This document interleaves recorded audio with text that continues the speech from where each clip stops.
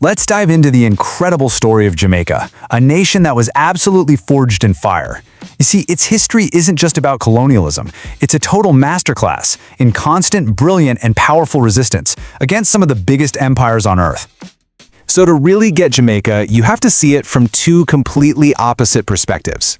On one hand, the colonizers saw it as the land of wood and water, just a place full of resources for them to take. But for the people who fought for its soul, it was the land where we keep embarrassing empires. And that's the story we're really going to focus on today.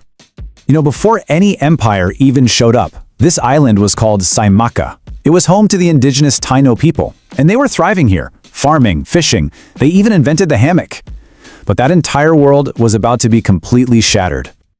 And man, things escalated so fast. In 1494, Columbus sails in and claims the island for Spain. The Spanish enslaved the Taino, and within a single generation, they were almost completely wiped out by disease and horrific violence. They were replaced by enslaved Africans. Then, in 1655, the English invade, they take over, and they turn Jamaica into this brutal, sugar-fueled engine of profit.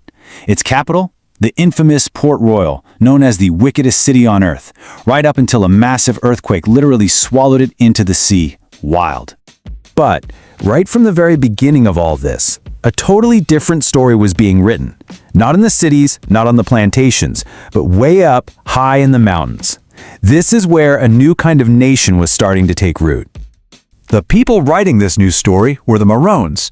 Now that word comes from the Spanish cimarron, which was a term they first used for runaway cattle that went wild in the hills. Yeah, it was meant to be an insult, but it ended up defining some of the most effective freedom fighters in history. Escaped Africans who simply refused to be tamed. And listen, they weren't just hiding, they were using Jamaica's crazy, dense forests and steep mountains like a natural fortress. From these strongholds, they launched guerrilla raids on plantations, they freed other enslaved people, and they built entirely independent communities. They literally turned the island's terrain, that very wood and water, into their greatest weapon against the British. By the 1720s, the Maroons were such a huge threat that the British declared all-out war.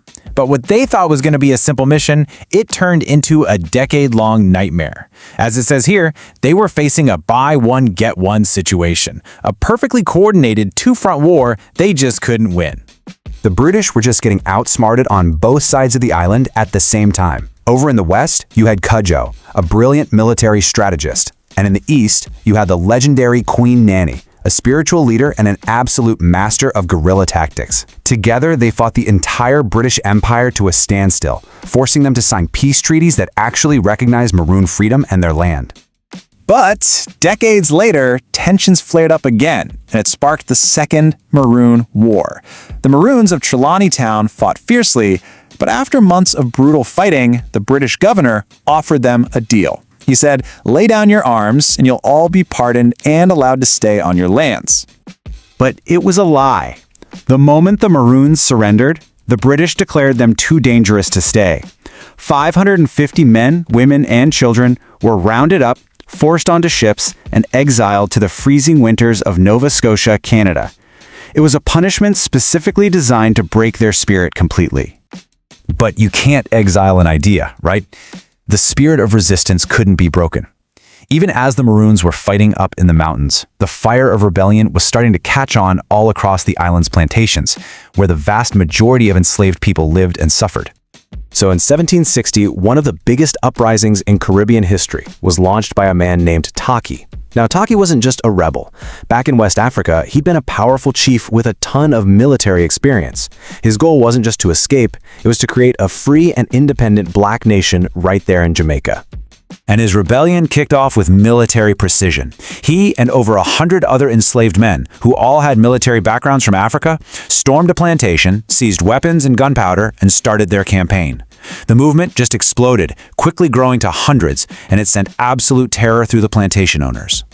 Tacky was eventually killed, but the rebellion raged on for months. And the British response? It was designed for maximum terror. They put his head on a pole in the main square. It was this gruesome, brutal message from the empire to anyone else who even dared to dream of freedom. But that kind of terror, it didn't work. The story of Tacky's war spread like wildfire. And one of the people who likely heard it was a man enslaved in Jamaica named Duddy Bookman. He was later sold to the French colony of Saint-Domingue. And you know what?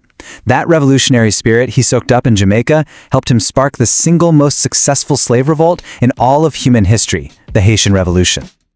Okay, so now we get to the event that finally broke the entire system. It all started in 1831 with a plan for a peaceful Christmas strike.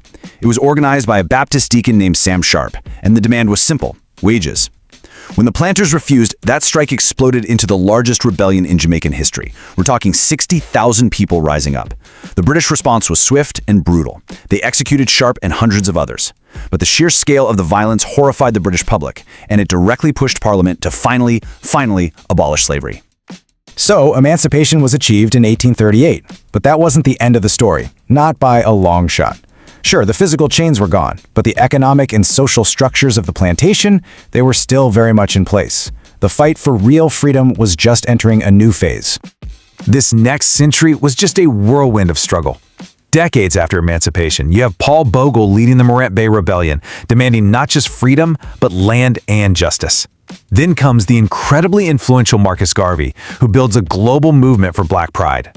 And finally, in the 1930s, massive labor strikes give rise to the nation's founding fathers, Alexander Bustamante and Norman Manley, who would carry that torch the final distance to independence. The whole spirit of this period is captured perfectly in why Paul Bogle rebelled. See, the governor and the landowners, they thought the people should just be happy with their freedom, but Bogle knew better. He knew that freedom without land, without justice, without any fairness, well, that's just another kind of plantation. And he marched to make sure the empire never forgot that. And so after centuries of struggle, from the mountains to the cane fields to the picket lines, that final moment arrived. On August 6, 1962, the British flag was lowered for the last time and the new Jamaican flag was raised. After so much sacrifice, Jamaica became the very first independent nation in the British Caribbean. When you look at it all, Jamaica's story was never really just about suffering. It's about an unbreakable, undeniable will to be free. It was written by people like Queen Nanny, Tacky, Sam Sharpe, and Paul Bogle, people who refused to be broken, who embarrassed empires, and who built a nation. And their struggle leaves us with a really important question. What can their incredible legacy of resistance teach us today?